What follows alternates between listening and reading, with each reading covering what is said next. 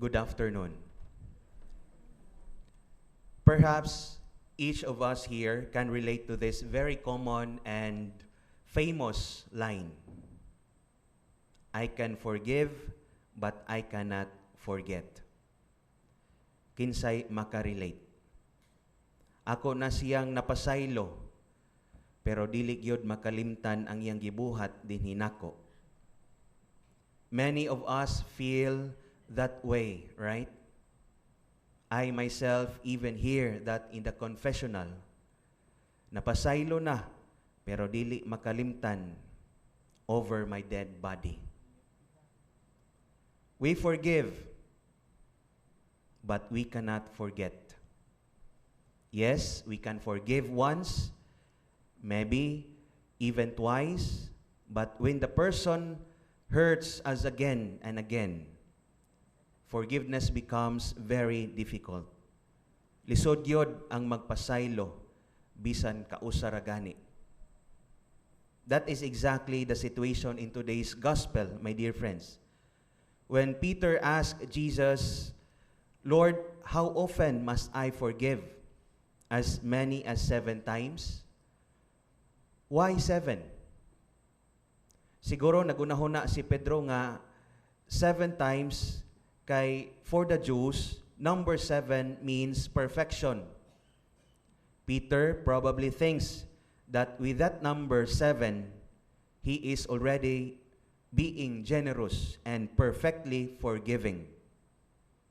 But Jesus corrects Peter's answers.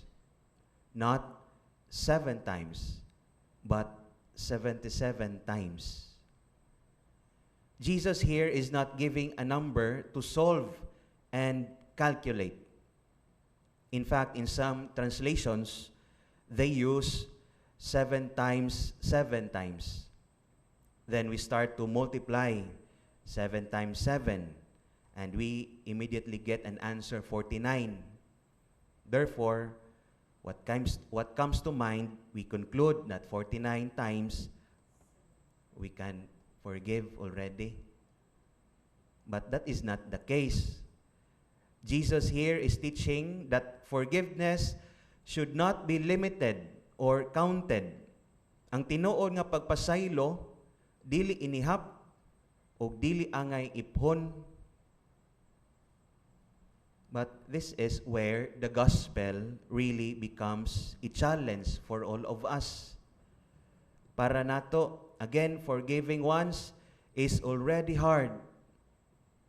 But forgiving a person repeatedly can feel almost very impossible.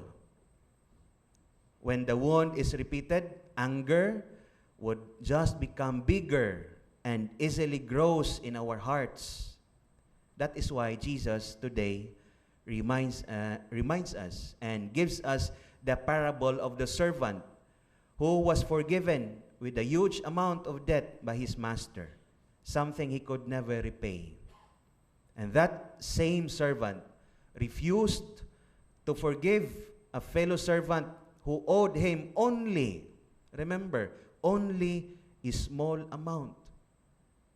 Wa siya makapasaylo sa gamay ug utang, nya gipasaylo siya sa iyang master nga dako kay siyang utang. What is the message of the parable? The message of the parable is very simple.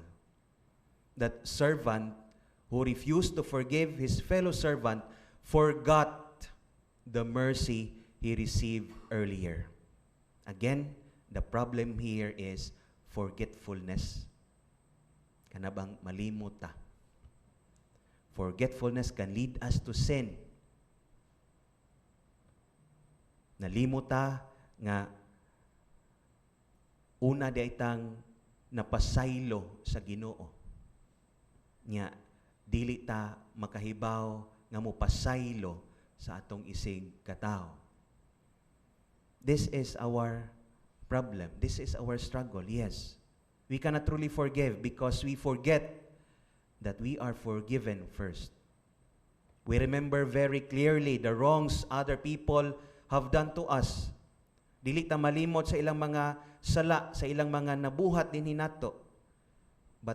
we easily forget how many times God has forgiven us. How many times God has been patient with our weaknesses and our failures. Kita ganina, who availed the sacrament of reconciliation, were you not forgiven? Katong kusog kay mangumpisal dinhi. Kada adlaw mangumpisal, were you not forgiven? You were forgiven, of course, because that is the nature of the Lord, a forgiving God. Even how sinful and how many times we sin, how God forgives us, He will always forgive us because He is never outdone in His generosity and forgiveness.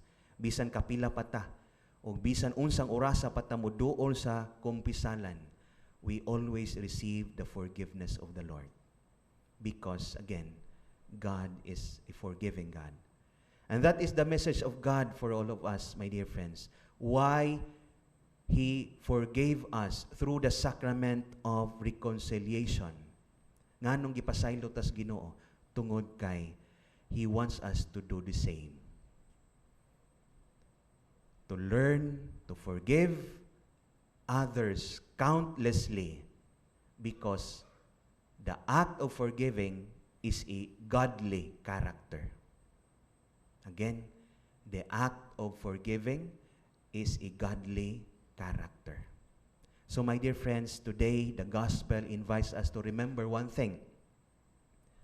If God never gets tired of forgiving us, then we too must learn to forgive. Not just 7 times, but always, because we are forgiven not just 7 times by God, but many times and always. Don't forget, brothers and sisters, that because the more we remember God's mercy, the more capable our hearts become of showing mercy to others.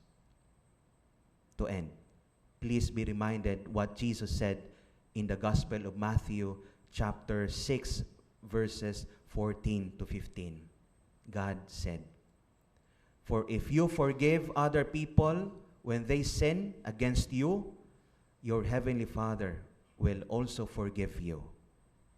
But if you do not forgive others their sins, your Father will not forgive your sins also." Amen.